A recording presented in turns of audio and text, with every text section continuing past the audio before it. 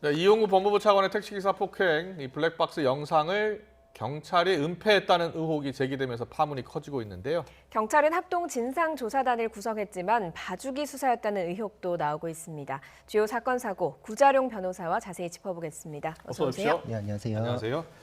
경찰이 처음에는 블랙박스 영상이 없었다라고 했다가 최근에 이제 검찰 수사 결과 휴대폰으로 찍은 촬영본이 있었다는 것이에요. 이렇게 네. 확인이 된 거예요. 예. 그래서 이제 진상조사단이 꾸려졌고 조사에 나섰는데 어디서부터 어디까지 조사를 해야 되겠습니까? 일단 이용구 차관 사건으로부터 시작하긴 했지만 예. 그 사건이 지금 문제가 있으니까 검찰로 넘어갔기 때문에 예. 경찰에서는 그거에 대응해서 경찰 수사가 당시 왜 이렇게 됐는지, 그때 당시에 문제점이 무엇인지 이것을 예. 초점으로 맞추는 진상조사가 이제 진행이 될 것이고요. 네. 그때 당시 지금 언론 보도 나온 걸 보면 담당 경찰이 증거물을 봤음에도 불구하고 보지 않은 걸로 하겠다라는 부분은 그 직무유기, 특히나 이 사건은 그 특가법 위반 사안인데 그 네. 특가법 위반 사안에 대한 수사를 하지 않았을 경우에는 특가법에 특수직무유기라는 범죄가 또 별도로 가중 규정이 되어 있습니다. 예. 그래서 이 경찰이 수사가 적절했는지 위법 수사였는지 그 봐주기 수사에 대해서 어디까지 관련이 있는지 이게 지금 전부 다 조직 내부를 향하는 수사가 진행될 것으로 예상이 됩니다. 예, 그 예. 조직 내부를 향한 수사가 진행된다라고 한다면 이 사실을 어느 정도 윗선까지 알았느냐 이 부분도 좀 조사가 진행이 되겠네요. 예, 맞습니다. 지금 현재로는 진상조사 차원에서 진행을 하고 있지만 언제든지 범죄 수사로 전환될 수 있다는 여지를 지금 열어두고 있습니다. 예. 방금 말씀드린 특수직무유기 같은 경우에는 굉장히 중한 범죄고 벌금형도 없습니다. 예. 그렇기 때문에 경찰을 향하는 수사로서는 굉장히 강도 높은 조사가 이루어질 것으로 보이고 예. 여기에서 윗선이라는 것은 전부 다 공범으로 연결될 수 있는 부분들입니다. 예. 그러니까 이거는 수사가 계속 확대될 수 있고 그래서 지금 이용구 차관이 누구와 통화한 적이 있는지 뭐 예. 이런 것들이 계속 논의가 나오는 것은 수사가 확대되고 윗선 개입이 있으면 굉장히 조직적 은폐다. 예. 사건 네. 규모가 거의 게이트급으로 커질 수도 있다는 걸 염두에 둔 내용으로 보입니다. 예. 그렇다면 그것을 확인하기 위해선 소환 조사도 필요하겠네요. 네, 당연히 소환 조사가 필요하고 예. 지금 영상이 나온 것만으로도 지금 경찰이 오늘 사과까지 한 것으로 봤을 때 예. 내부적으로는 어느 정도 이게 흐름이 파악이 된 것으로 보입니다. 아, 그렇군요. 예. 자, 영상 이야기를 했으니까요. 30초짜리 영상인데요. 그 영상이 아직 공개는 되지 않았습니다. 근데 검찰이 확보는 했어요. 네. 이 영상이 왜 중요한 거죠?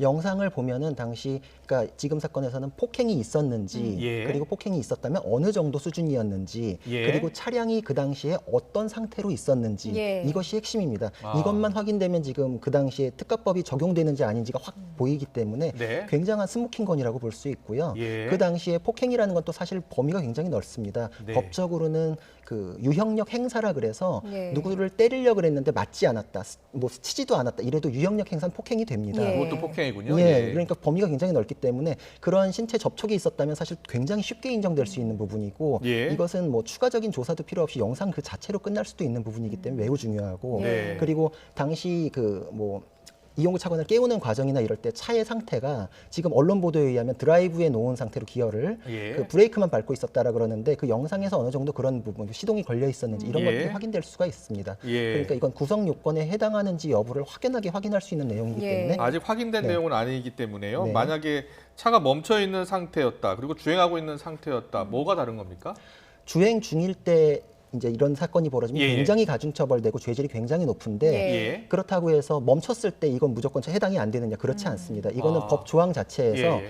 운전 업무에 종사하는 사람이 승객의 승하차를 위해서 일시 정차한 경우까지도 주행의 개념에 포함한다고 예. 아예 법 조항에 명시적으로 규정을 했기 때문에 예. 지금 이것은 운행 종료 의사로 완전히 멈췄다 이런 정도의 수준에 이르지 않는다면은 승객을 승차시키고 하차시키고 이런 과정은 다 운행의 일부로 봅니다. 네. 그러니까 이용구 차관이 그때 내리는 과정에서 이 지금 운전기사가 다른 곳에 뭐 운행을 간다, 다른 손님을 태울 예정 이런 것들이 상식적으로 인정되는 상황이 되면 예. 이것은 특가법 적용 사안으로 보기가 더 수월해집니다. 예, 예. 그렇다면 지금 그 피해를 본 사람이 처벌을 원하지 않아도 지금 수사가 가능한 거죠. 예, 이거는 반인사불벌죄나 뭐 친고죄 이런 것이 해당되지 않기 때문에 예. 특가법 적용 사안이 되면은 이거는 무조건 수사가 진행되고 유무죄 판단까지 그대로 가야 되는 사안입니다. 예. 그 블랙박스 영상 지우는 것과 관련해서요. 지금 뭐 시민 뭐 사회 단체가 대검찰청에 고발한 내용을 보면 만약에 블랙박스 영상을 지우는 게 어떻게 했느냐라고 이 차관이 그렇게 이야기를 했다면 증거인멸 교사에 해당한다라고 주장을 폈어요. 이게 어떤 내용입니까?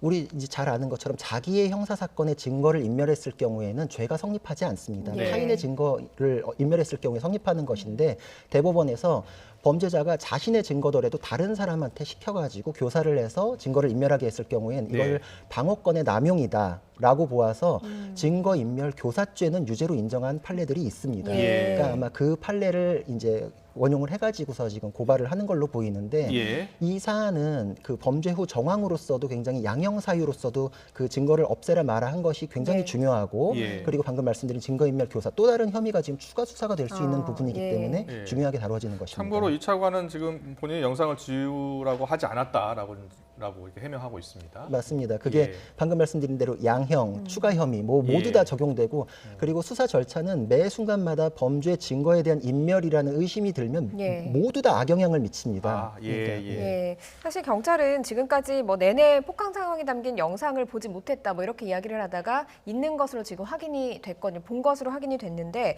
이렇다 보니까 경찰의 부실 수사가 도마 위에 오르지 않을 수는 없는 것 같습니다. 정인이 사건 때도 경찰에 여러 차례 신고를 했는데 정확하게 수사를 하지 않았고요. 이렇게 경찰의 부실 수사 근본적인 문제가 뭐라고 보십니까? 이거는 뭐 두 가지 측면이 있을 것 같습니다. 첫 번째로는 수사 역량이 부족한 거 아니냐라는 내용, 검찰보다 수사력이 부족한 거 아니냐, 혹은 수사에 대해서 이게 외압에 더 쉽게 영향을 받는 거 아니냐, 두 가지 측면이 다 있을 수 있는데 어느 경우든지 간에 그 피해는 국민에게 돌아가기 때문에 예. 이거는 사후적인 통제가 반드시 이루어져야 되는 부분입니다. 그런데 예. 작년까지하고는 다르게 올해부터는 수사 종결권을 갖기 때문에 당연히 사건이 검찰로 올라가서 평가를 받고 이 사후적 통제를 받는 부분이 예. 좀 약화된 면이 있습니다. 예, 예. 이 부분은 꼭 검찰이 아니더라도 지금 바뀐 제도 하에서라면 예, 예. 이 당사자들의 이의제기권이나 이런 것을 더 보장해가지고 사후적인 그 검사를 받고 평가를 받을 수 있는 것은 더 보완을 해야 되는 문제로 생각이 됩니다. 네, 예. 경찰이 지금 진상 조사를 하고 있으니까요. 어디서부터 어떻게 잘못됐는지 정확히 밝혀줘야 될 것 같습니다. 네. 그리고 김학의 전 차관이요. 지금 불법 출국 금지 의혹 사건 지금 이제 사실 공익 제보자가 제보를 했기 때문에 지금 수사가 더 활발하게 진행이 되는데 법무부 쪽에서 이 공익 제보자를 기밀 유출로 고발할 것을 검토하고 있다고 합니다. 네. 자, 어떤 내용입니까? 그거는 이제 수사 과정에서의 내용이 상당 부분 들어간 이제 공익 제보였다라는 예. 것을 지금 차규근 본부장이 문제 삼으면서 고발 가능성을 언급했습니다. 예. 그 공무상 비밀로 설정은 직무상 법령상에 이제 비밀로 이제 설정이 된 것을 누설했을 경우에 처벌을 네. 받는 것인데 예. 2년 이하의 징역, 이제 뭐 5년 이하의 자격정지 이런 것을 부과할 수 있는 죄의 구성 요건은 해당이 될 수 있습니다. 근데 실질적인 비밀성을 판단하기 때문에 당연히 뭐 해당이 된다 안 된다를 논할 수 있는 부분은 아닙니다. 예. 그런데 이것이 뭐 전례도 있기 때문에 처벌받은 사례가 사실 많기는 합니다. 그래서 예. 그것을 뭐 고발을 한다라는 거에 대해서는 지금 공익 제보의 그 이념, 그 보호 필요성 이런 것과의 충돌 문제 때문에 논란이 되는 것입니다. 네. 예, 예. 그 공익신고자 보호법 위반 소지가 있다라는 이야기도 나오고 있는데 그 충돌 부분 때문인 거죠. 그것도 그렇고 예. 사실 차규근 그 본부장이 언론에서 그 공익 제보자를 죄송합니다. 예. 공익 제보자를 그 좀 약간 특정하고 범위를 좁힐 수 있는 정도의 얘기를 언급한 것이 그게 가장 문제가 예. 되고 있습니다. 아, 당사자의 예. 동의 없이 그 누군지를 추정할 수 있거나 범위를 좁혀서 이제 색출한다 뭐 이 정도까지 갈 수 있는 힌트가 되는 내용들은 예. 굉장히 공익 제보를 위축시키고 그 취지를 몰각시키는 것이기 그렇죠. 때문에 문제가 예. 되는데 네. 그런 언급들을 언론에서 한 것 그런 것들이 지금 가장 크게 부각이 되고 있는 것입니다. 그렇군요. 알겠습니다. 오늘 사건 사고는 여기까지 듣겠습니다. 구자룡 변호사와 함께했습니다. 고맙습니다. 고맙습니다. 감사합니다.